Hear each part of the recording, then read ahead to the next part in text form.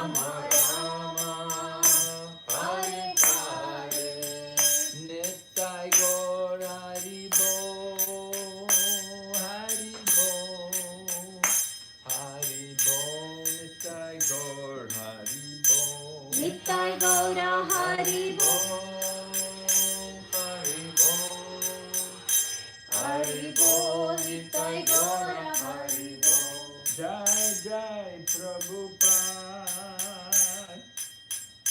Prabhupada, Prabhupada, Jai Shri Prabhupada. Jaya Jaya Prabhupada, Prabhupada, Prabhupada, Jaya Srila Prabhupada.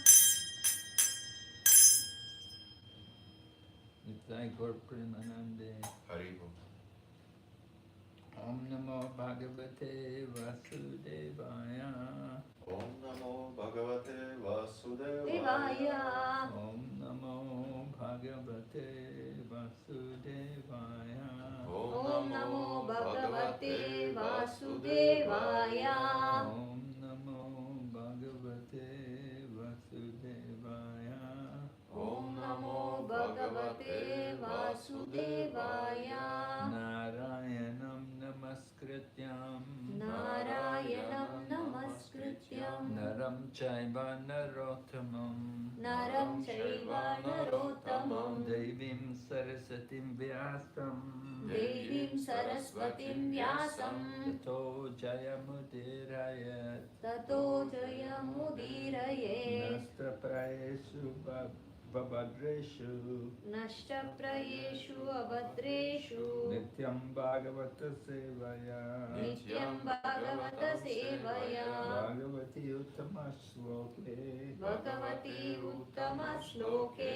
Bhaktir Bhavati Naistiki. Bhakti Bhavati Naishtiki.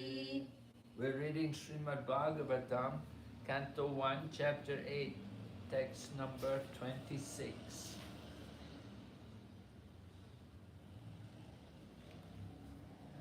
Janmaishvarya Shruta Shribir. Janmaishvarya Shruto Shribir. Edamana Madapuman. Yedamana Madapunan. Naivarhati Abhidatum Vai. Naivarhati Abhidatum Vai. Tvam Akinchana Gocharam. Tam Kinchana Gocharam.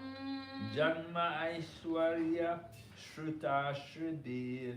Janma Aishvarya Shruta Shribir. Edamana Madapuman. Edamana Madapuman. Naivarhati Abhidatum Vai. Naivarhati Abhidatum Vai. Tvam Akinchana Gocharam. Tvam Kinchana Gocharam. Janma Aishwarya Shruta Shribir. Janma Aishvarya Shruta Shribir. Edamana Madapuman. Edamana Madapuman. Naivarhati Abhidatum Vai. Naivarhati Abhidatum Vai. Tvam Akinchana Gocharam. Tvam Kinchana Gocharam. Janmaishvarya Shruta Shribir. Janma Aishwarya Shruta Shribir. Edamana Madapuman. Edamana Madapuman. Naivarhati Abhidatum Vai. Naivarhati Abhidatum Vai. Tvam Kinchana Gocharam. Tvam Akinchana Gocharam. Janmaishvarya Shruta Sribhir. Janmaishvarya Shruta Shribhir. Edamana Madapuman. Edamana Madapuman. Naivarhati Abhidatum Vai. Naivarhati Abhidatum Vai. Tvam Akinchana Gocharam. Tvam Kinchana Gocharam. Janma. Janma. Birth. birth, Aishwarya, Aishwarya, opulence, opulence, Shruta, Shruta, education, education, Shribi, Shribi, by the possession of beauty, by the possession of beauty, Edamana, Edamana, progressively increasing, progressively increasing, Mada, Mada, intoxication, intoxication, Puman, Puman, the human being, human being, Na, Na, never, never, Eva, Eva, ever, ever, Arhati, Arhati, deserves, deserves, Abidatum, Abidatum, to address in feeling, to address in feeling, Vai, Vai, certainly, certainly, Tvam, Tvam, you, you, Akinchana Gocharam, Akinchana Gocharam, one who is approached easily by the materially exhausted man. one who is approached approached easily by the materially exhausted man.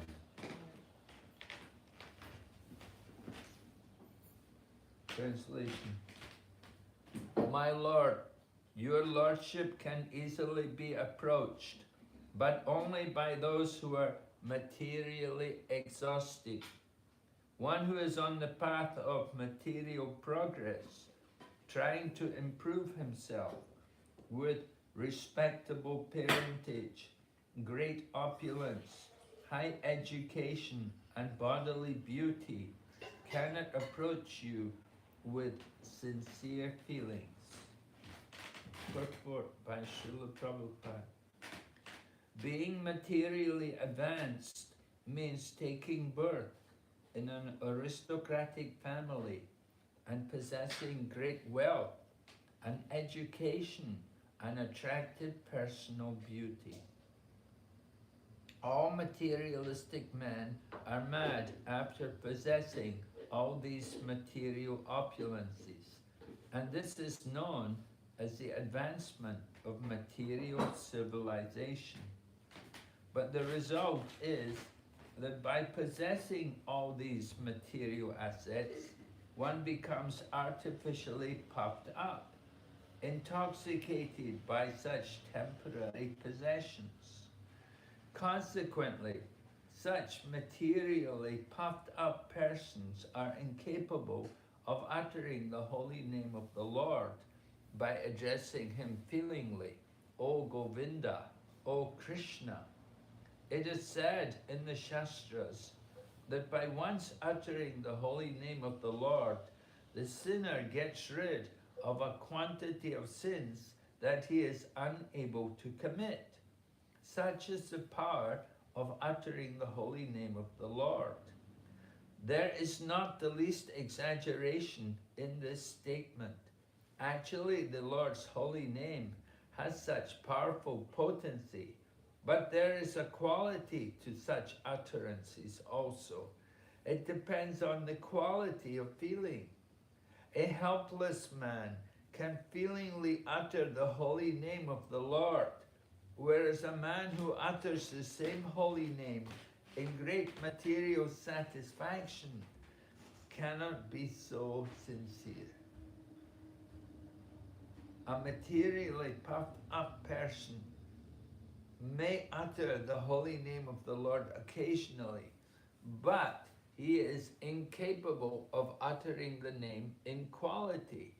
Therefore, the four principles of material advancement, namely 1, high parentage, 2, good wealth, 3, high education, and 4, attractive beauty, are, so to speak, disqualifications for progress on the path of spiritual advancement.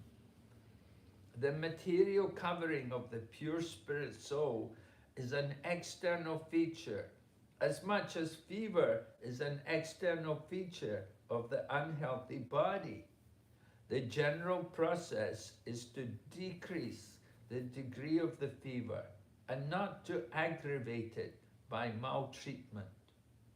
Sometimes it is seen that spiritually advanced persons become materially impoverished. This is no discouragement. On the other hand, such impoverishment is a good sign, as much as the falling of temperature is a good sign. The principle of life should be to decrease the degree of material intoxication, which leads one to be more and more illusioned about the aim of life. Greedy, liberated persons are quite unfit for entrance into the kingdom of God. Om Jnana Timirandasya Jnananjana Shalakaya Chaksurunmilitanyena Tasmai Shri Gurave Namaha. Vanchakalpatarubhyasya Kripa Sindhu Bhayevacha Patitanam Pavanebhyo Vaishnavebhyo Namo Namaha. Okay. So Queen Kunti is continuing her words to Lord Krishna, and she's describing today how the things which we value so much in the material world, that these things are actually harmful to our spiritual progress. We may want to approach Lord Krishna, but Lord Krishna, he does not like us to approach him with material motives. So Queen Kunti said, the Lord can easily be approached, but you have to be materially exhausted.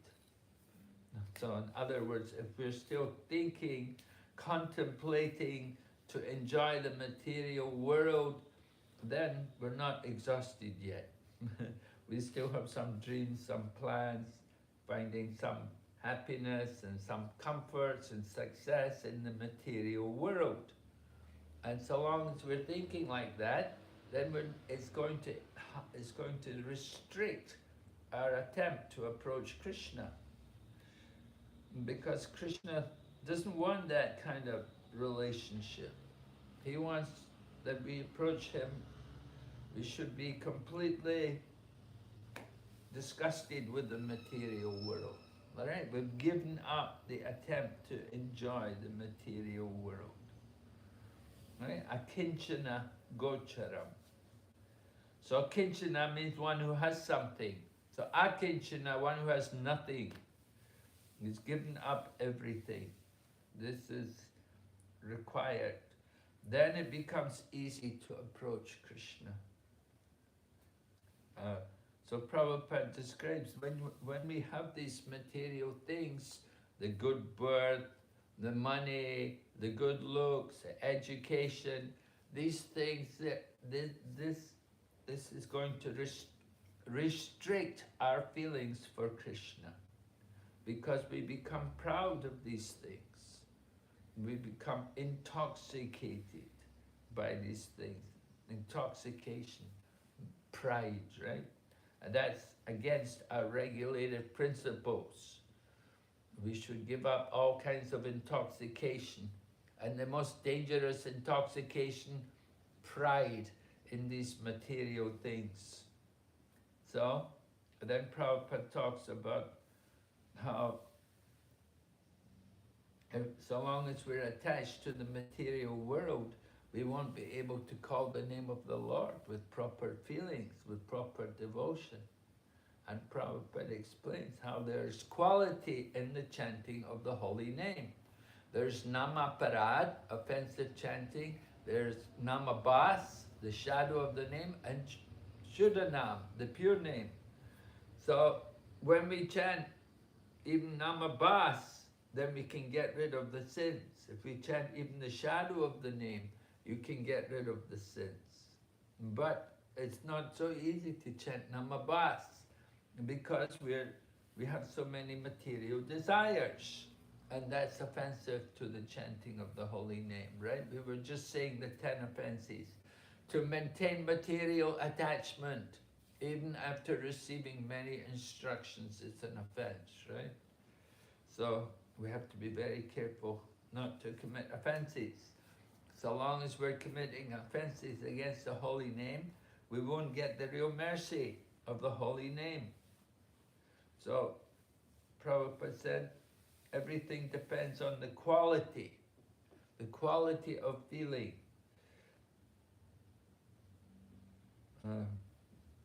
When we have nothing to be attached to, then we can chant the name with more quality.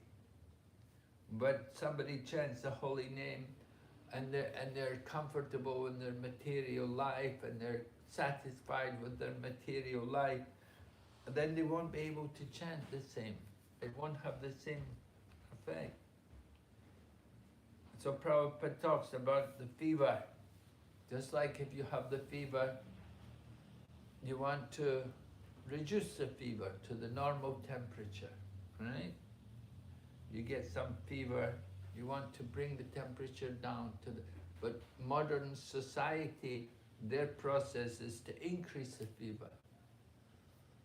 There's a story about the young boy had the fever, so parents had brought the doctor to treat the boy.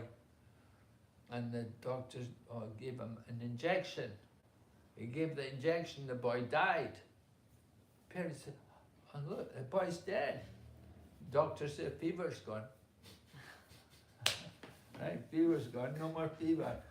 But patient died, so, that's not very good, right? So modern life is like that. It takes impersonalism is like to make the fever zero, to kill the material existence. So impersonalism is not the answer. And increasing the fever is just making the situation worse if you increase the fever. So people think they want more education, they want to be more beautiful, they want to have more money and like that. So these things, every material world, people are all engrossed in that, trying to improve their material situation. They're all trying to increase the fever. They already have the fever and they want to increase it more. So this is the problem. So spiritual advancement means to get free of all this material attachment.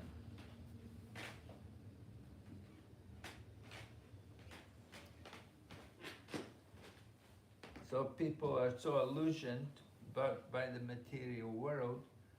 They're thinking the aim of life is,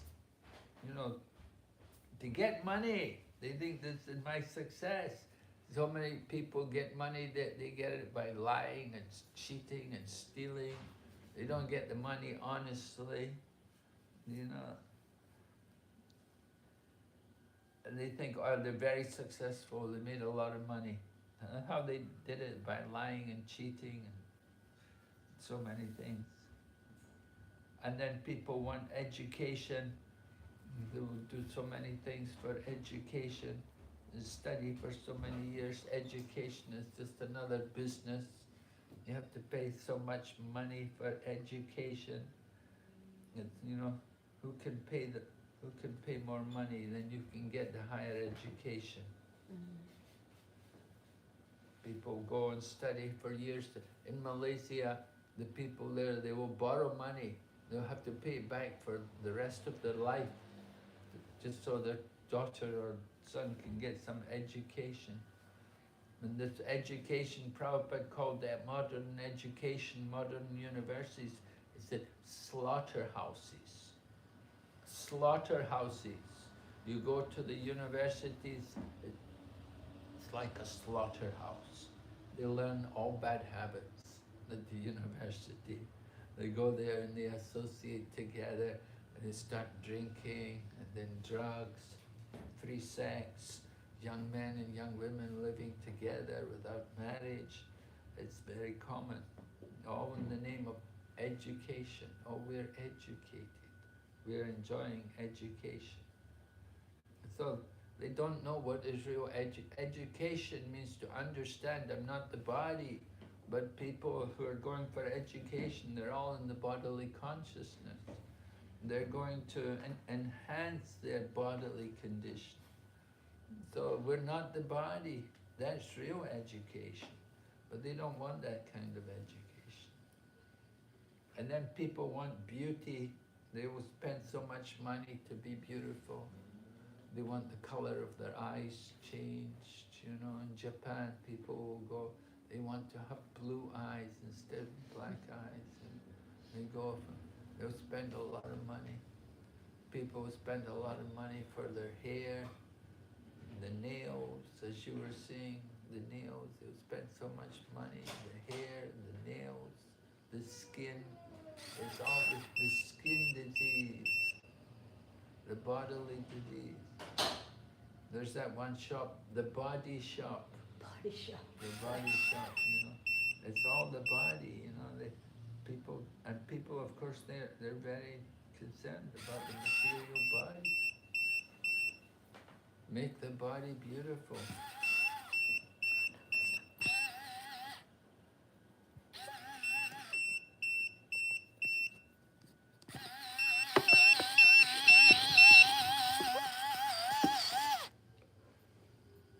So they want to try to change their bodily condition.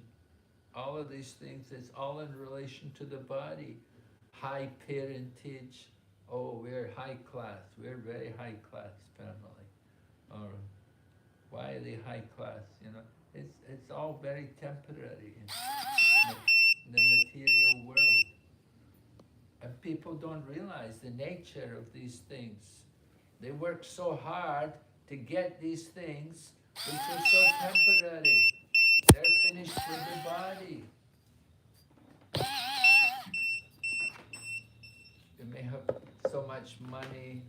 What do you do with all your money? Time of death.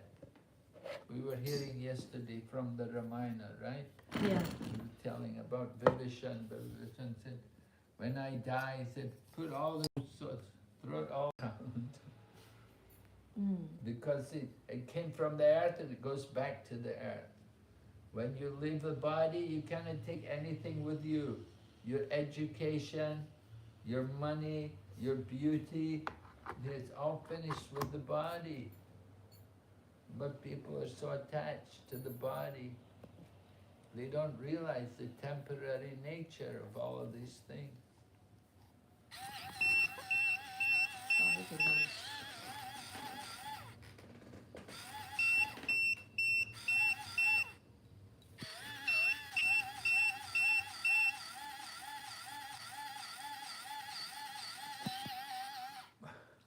Understand what's happening with this. Sorry, maybe I will not use this.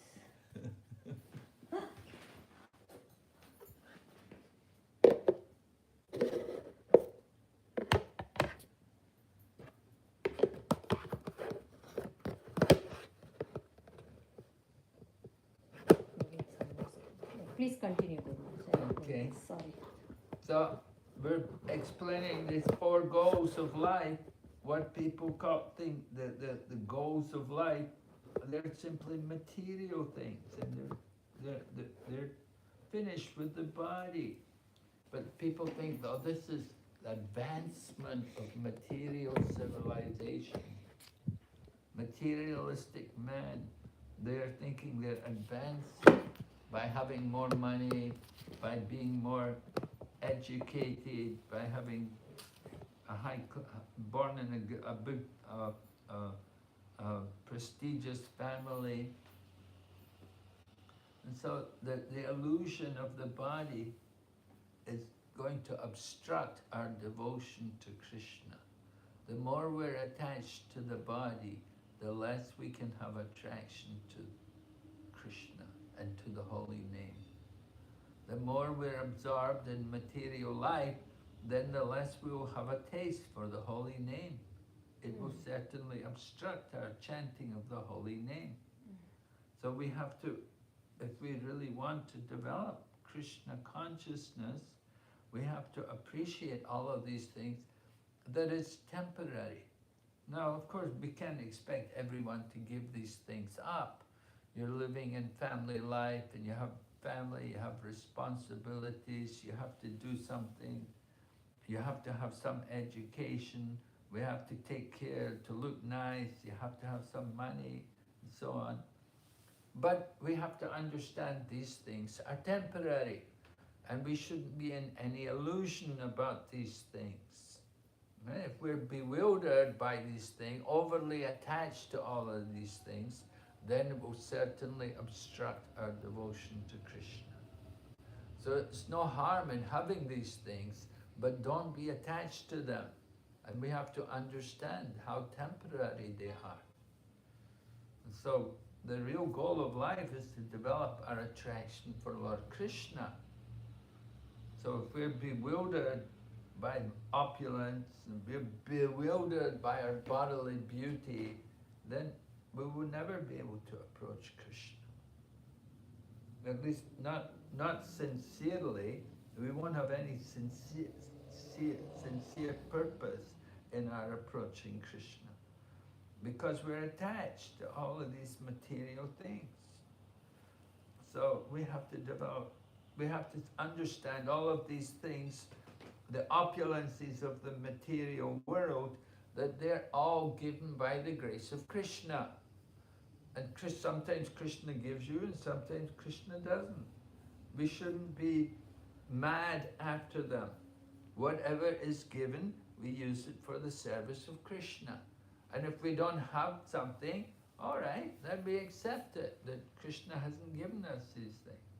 We have to recognize that ultimately there's a higher controller in the material world. And don't be bewildered about the material energy. Don't be overly attached to all these things. People sacrifice their whole life, education, studying so many years, year after year, studying another degree. They're studying, and they get nowhere. Ultimately, their life is over. So education and bodily beauty, people in Singapore, they will come, they will spend so much money, the women, they want to lose weight, you know. They're already thin, but they want to lose more weight. And they'll spend a fortune to do that. And same way with education, you spend so much money for education. And then people want to get money. They will do so many things to get money. They will do so much that sometimes people will gamble, and a lot of lying and cheating at business, and will do so many things. There were these two devotees. They were doing business together, so they made a lot of money. It happened, but the one devotee took all the money. And the other devotee said, hey, you know, I'm supposed to get a share of the money, you know, I opened the business with you, you know, you should give me the share of the money. And the other devotee said, why are you so attached? You took all the money, you know. He said, don't be attached. So even devotees are like that sometimes, you know. They will cheat even their other devotees to get the money. No. An aristocratic family. What's a good family? What is the aristocratic family? Because they're rich, or because they have some position in society, we think they're very great, but we don't know really what's behind it all. Where did they get their wealth? How did they get their fame? They're famous for being for being rich, but often they get their money by so many crooked means. And you find that if you think, oh, they're a high-class family, they're meat eaters, they're drunkards, they gamble, they have so much illicit connection with the opposite sex. This is aristocratic family. They have so many bad habits. So what is actually actually aristocratic. People don't know anymore. Everywhere people are mad after sinful activities. They're so absorbed in sinful activities. And that's why they want money. They get money, they get education. Education for what? To get more money. Ultimately, they're all interested in getting more money, and they want more money for more sense gratification. Maybe fame also, Guru Maharaj? Fame? Well, fame, what kind of fame is being educated? We can say, right, I am PhD, I'm doctor, engineer. You need a position in the... Yeah, some little bit recognition, you could say. Recognize that they went to university, they went through, they did all this, and they finished, get their degree. Like last night, the young girl was getting her graduation in medicine, right? Yeah, right. So the family all came and witnessed, you know. What is this? Education. Does Kunti mean Janma also means high parentage, means like very good birth, like Brahmana family? Is it like that, or? Yeah. That is also there. Yeah. Janma. Yeah, good birth like Brahmana family. Aristocratic family. High class family. Oh, this person, he's a Malecha, he's a Yavana. I'm a Brahmana.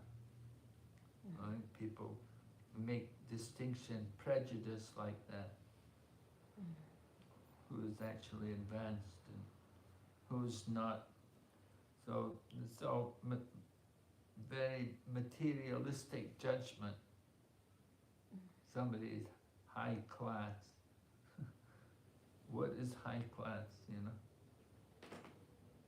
You can go and see how they live and the habits which they have, and they're supposed to be high class. They do not know anything about Shastra. They never read the book, any book. They never chanted the holy name.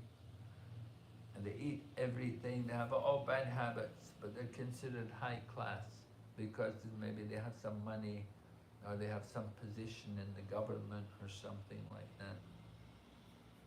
So people are very prejudiced though about these things. They're very prejudiced. They want to see their family married into the high class family. So the high class family should be rich. They should have some position in the community. And then they think, oh, very, very good high class people. But their habits, they can be sinful, they can be corrupted, they can be easily degraded. And they have no devotion, they have no interest to approach the Lord. They never go to temple, they never read the Shastra, they never chant the holy name, and they're considered high class. So certainly, you know, you want to approach Krishna, we have to become disgusted with the material world. So when we actually take initiation, we're declaring war on the material energy. We're giving up our attempt to enjoy the material world. We're actually declaring the war on the material energy, that this material energy is all just so much illusion. It's just such a waste of time. We're spending all of our time trying to enjoy the material world, which is so temporary. So we should be thinking how to get out of this material world, how to get away from the material energy. Or at least we want to use these things in the service of Krishna. So you have money, you can use it for Krishna. You're born in a good family, you're well educated, very good looking, you have these qualities, use them for Krishna. Use them to go out and preach and tell people about Krishna. People will be impressed. Oh, he's a very high class, he's high class. Oh, and he's a devotee. Oh, good thing. Okay, Krishna consciousness must be good. Right? The young women go out, they're very attractive, and they preach, and the young men are interested. Oh, very nice. They're attracted by the young women. And so many young women, they would go out and preach. They could distribute many books, and they bring young men. Every day they bring a different man, to the temple. So young women, they have that, use their beauty for the service of Krishna, to bring people to Krishna consciousness. And someone's educated, okay, you use your education to tell people about Krishna. So that's how it should be. We should use everything for the service of Krishna. Not that it's for our sense gratification, right? That's the problem, that people do these, they want good looks, they want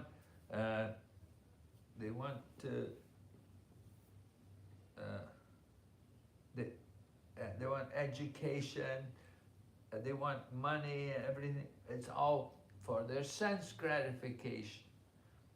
They're only thinking about their sense. They're not thinking about the real goal of life, which is to get out of the material world.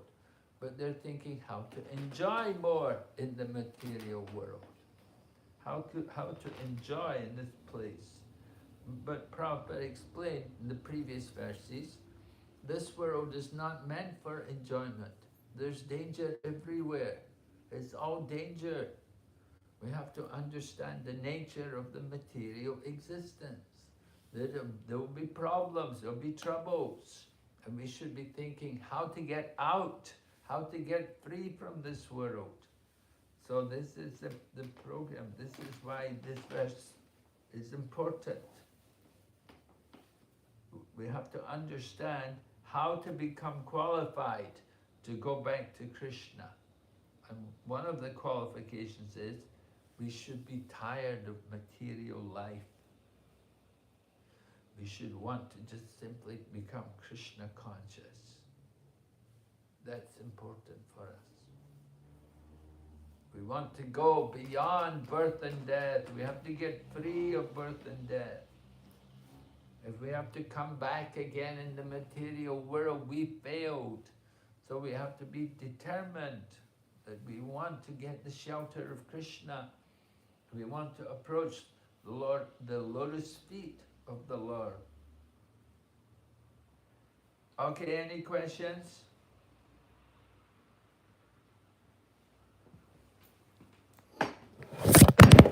Those who are on this path.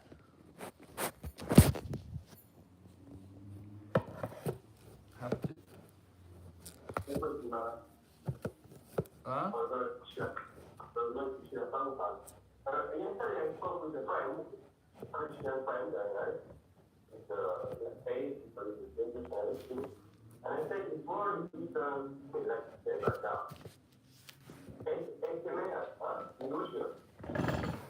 Because tomorrow we're going to be the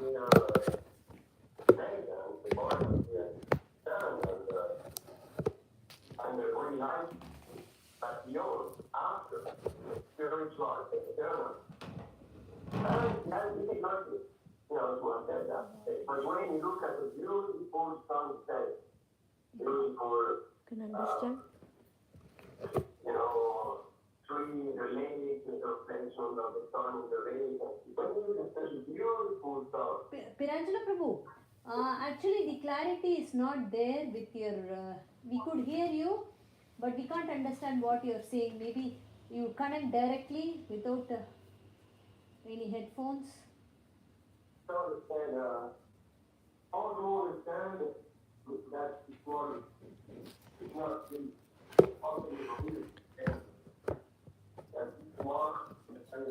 obviously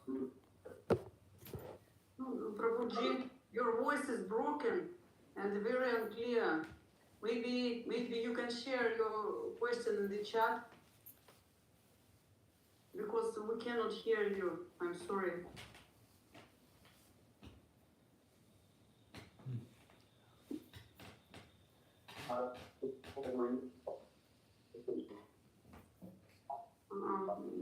Not better. Yeah, please share your question in the chat and we can read.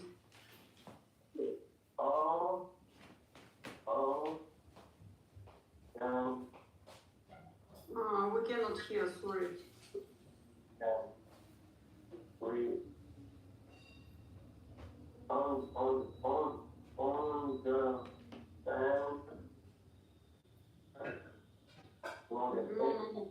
Prabhuji, so please share your question in the chat because your sound is very unclear.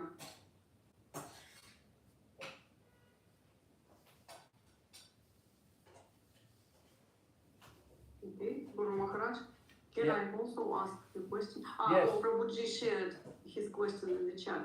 Okay. So, I will read Guru Maharaj. How can we understand an ephemeral world? E-P-H-E-M-E-R-E.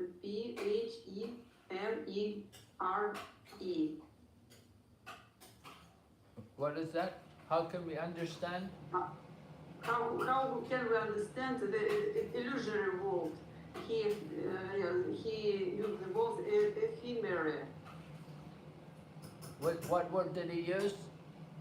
Ephemeral. I don't know how to read correctly, Guru Maharaj. So this means and eternity of the soul. He said. Oh. The illusion of the world and the eternity of the soul. How can we understand that? Yeah. Well, we can understand that by our own, just by looking and experiencing the material world. That we see everyone, so many great men, they built big empires for themselves, but they all had to leave the world. They all died in the course of time, and their empires also collapsed. Their empire also finished. There was the Roman Empire, there was the Greek Empire, even the British, they had an empire, and it's all finished in course of time. Everything is finished, it's all ending with the body, because the body also ends. Nobody conquers over time. So everyone has a material body. Bhagavad Gita said, we take birth, we have to die. Everyone has to die. We have to be ready to leave the material world. So we have to understand the nature of material existence, that is temporary. Just by observation, we can see everything is decaying. Everything is gradually dwindling. We build homes, the home also gets old, it starts to break down. You buy a car, and then the car also gets old gradually. You have to repair the car, you have to get a new car. You get a mobile phone, your mobile phone also wears out. You have to get a new mobile phone in course of time. So many, the body is like that. The body also wears out. And we give up one body, we'll take another body. So we have to see the nature of the material existence. That is not hidden from us. Everyone can see how the world is deteriorating, how everything is decaying. Big buildings, they also gradually break down. They get old and they have to be knocked down, or they have to be all renovated.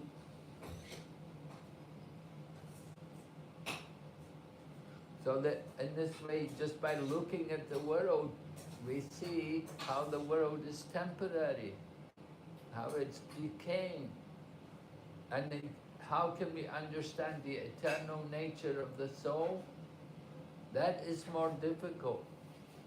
to understand the eternal nature of the soul. We don't see that. Just like in the Bhagavad Gita, Krishna says that, you know, you don't see the soul because the soul is not material. The soul is spiritual.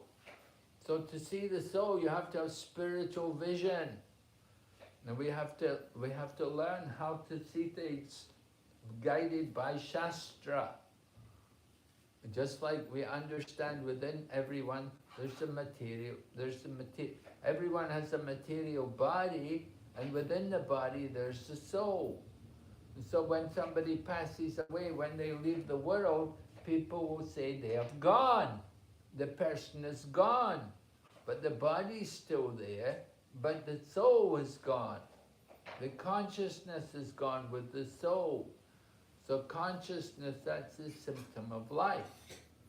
And when the soul leaves the body, then there's no more consciousness in the body. So all the chemicals are there, all the parts of the body are there, but the person is dead. Why? What's the difference? The soul left the body. So we understand there's an eternal spiritual particle within the body. And every living entity, they have a soul. The animals also have souls.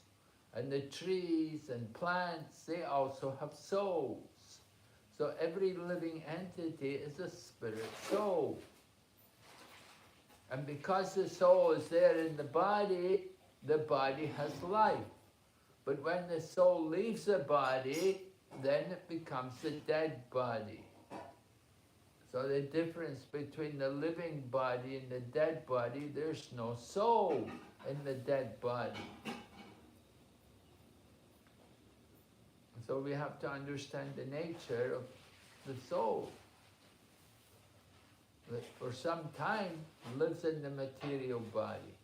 But when the material body breaks down, material body becomes diseased, becomes no longer useful, then the soul will give up the body and will leave the body, take another body.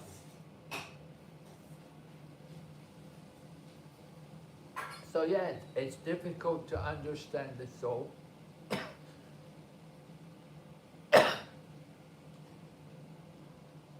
But if we're introspective, if we're thoughtful, if we hear,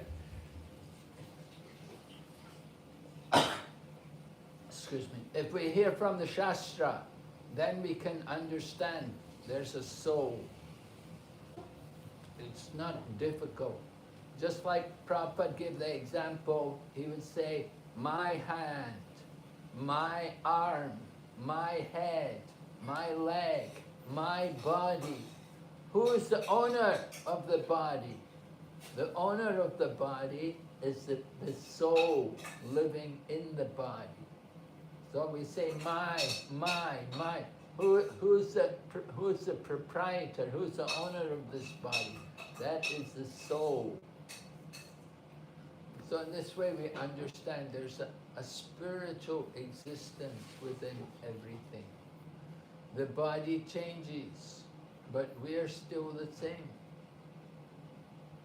The body's changing, all the cells in the body are changing, but we don't change.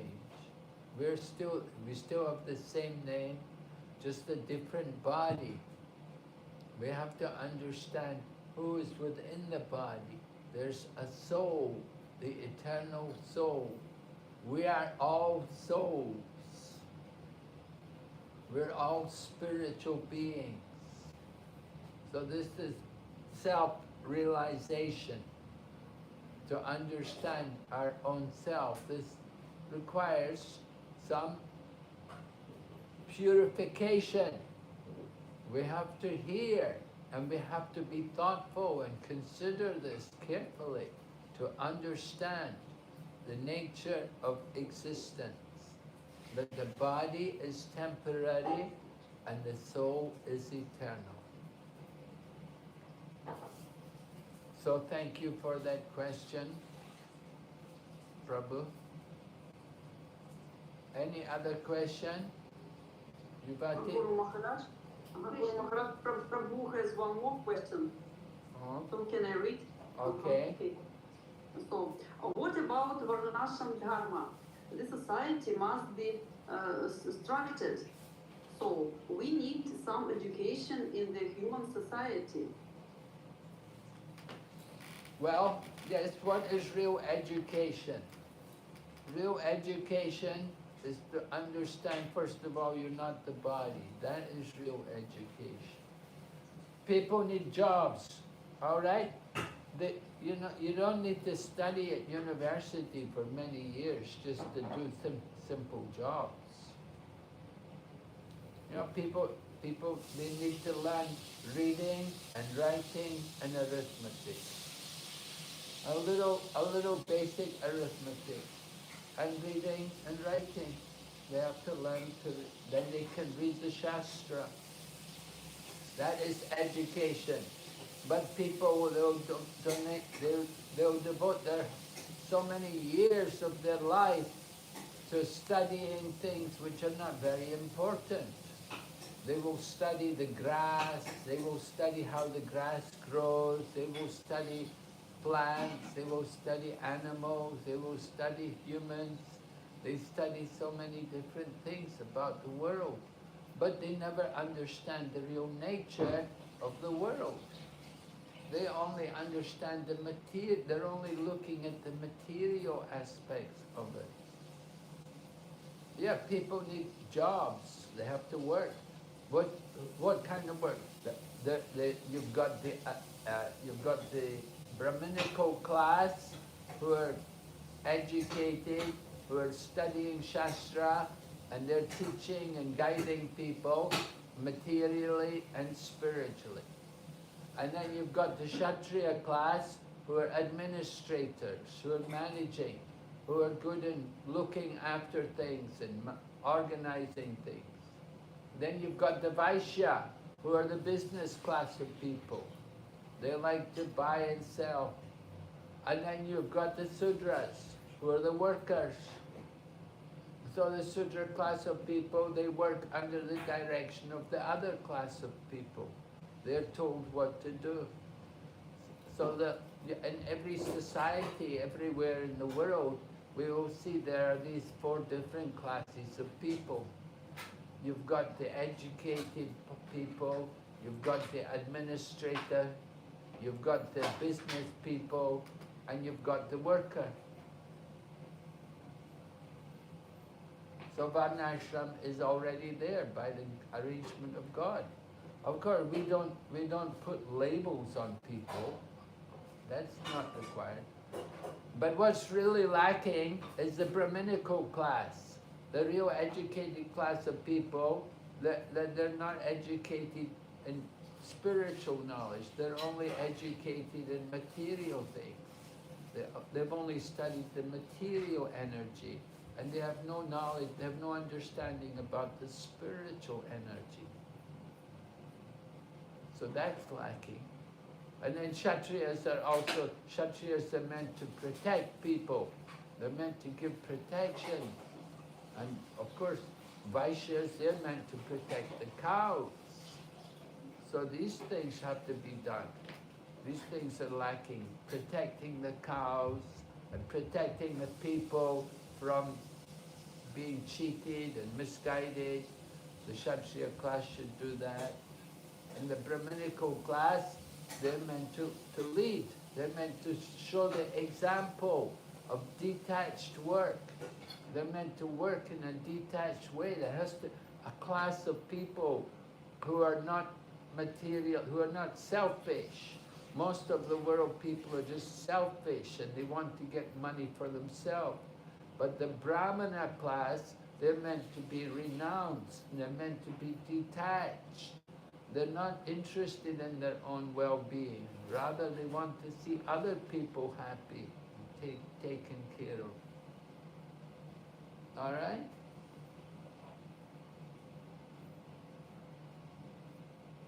So in this way, we understand Varnashram, the needs of Varnashram. organizing society. Yeah, you don't need to spend years at university to do these things. Vaishya doesn't need to go to college. Sudra doesn't need to go to college. You know, a few Brahmins, they go and study. Okay? Gordit, there are some more questions in the chat Okay. from Shivani. Shivani's home. So Hare Krishna Maharaj Ji, how to stop overthinking? Any strategies to avoid overthinking? How to stop overthinking? Yeah. Uh-huh. Well, how to stop overthinking, you have to learn to control your mind. Right? Thinking that's the business of the mind. What happens? We're thinking about sense gratification.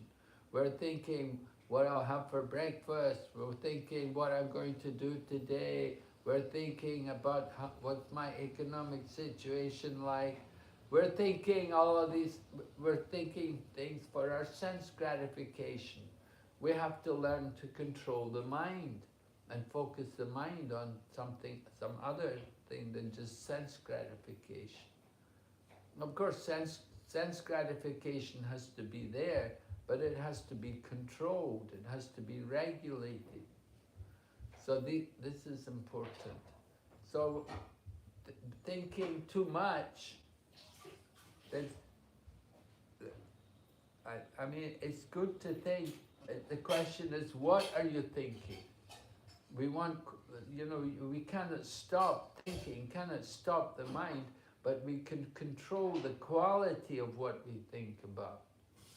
If we just simply think about sense gratification, then that is not good. We should think about doing service to Krishna. We should think about what we hear from the Shastra. You read the Shastra, you can remember something, and then you can think about it more with others. You can discuss Shastra with other people. So you cannot stop the mind, but we can control the quality of what we're thinking. So it's very important to chant Hare Krishna. The chanting of the Maha Mantra is the best way to stop you thinking. Instead of thinking, you should hear and chant. You have to hear more and you have to chant. Then you can stop all this thinking all the time. So this is important. You do more hearing and chanting. Do more hearing, read the Shastra, and hear the classes, hear the different lectures. In this way, keep your mind absorbed in good things, in quality thoughts. All right? Thank you Maharajji. Yes? Thank you for your question, Shimani. Any other? Maharaj? Yes? Yeah. I also have a question. So, Guru Maharaj, sometimes we are very exhausted in material world. Yes, it's indeed. And we are very tired of material world, but we have no real attraction to Krishna. And that's why people sometimes search the impersonal conceptions. So how can we avoid it, and how can we overcome such a stage faster? Well, we have to be, as you said, we have no attraction to Krishna. This is the problem. We have to have association. We have to take some association with devotees. And we have to develop an attraction for Krishna. Actually, everyone is attracted to Krishna, but we're trying to avoid it. We are attracted, we like rich people. Krishna is the richest. We like intelligent people. Krishna is the most intelligent. We like good-looking people. Krishna is the best looking. So in so many ways, Krishna is all attractive. So how is it you're not attracted to Krishna? It's not natural. Actually, everybody is attracted to Krishna. We're attracted to so many things, other things. But you can find all of these things in Krishna. So we have to turn back to Krishna, come to Krishna.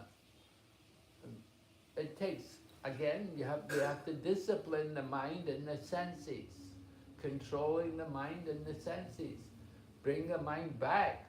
You know, just like some animals, they will eat stool. The fly goes to the sore.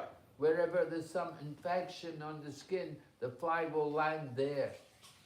And so we should not be like the fly, always going to the sores and the dirty thing. We should be like the bee. The bee will go to the pollen. The bee will take the nectar from the flowers. The bee knows where to get the nectar. So we should be like the bee. Don't be like the fly and go always to the sore, the dirty thing, the contaminated place. We have to control the mind. And then we have to bring the mind to Krishna. So go to temple. We say go to temple and here, associate with the devotees. We don't need to go to temple even. You have a mobile phone, you can go online and you're getting so much association. But we need to hear, we need to chant, read Prabhupada's books and study, and in this way become Krishna conscious. Change the consciousness. Instead of being conscious of just only Maya and sense gratification, just only conscious of eating and sleeping, we want to be conscious of Krishna and doing service for Krishna. And we can experience the higher pleasure, the nature of devotional service, working full of compassion for others. Krishna consciousness is concerned about other people, trying to do things to help people for the good of society. So devotees want to work like that, work for the benefit of others, giving Krishna consciousness, chanting the holy name, telling people about Krishna. Okay? In this way, naturally, attraction for Krishna will come. Thank you very much, Gurudev. All right, any other question? Okay, then we will stop here today. Hare Krishna. Hare Krishna. Srila Prabhupada ki. Jai. Srimad Bhagavatam ki. Jai. Premanande. Bhakti Vigna Vinash Narsimha Maharaj ki. Jai. Jai. Gaur Bhakta Vrinda ki.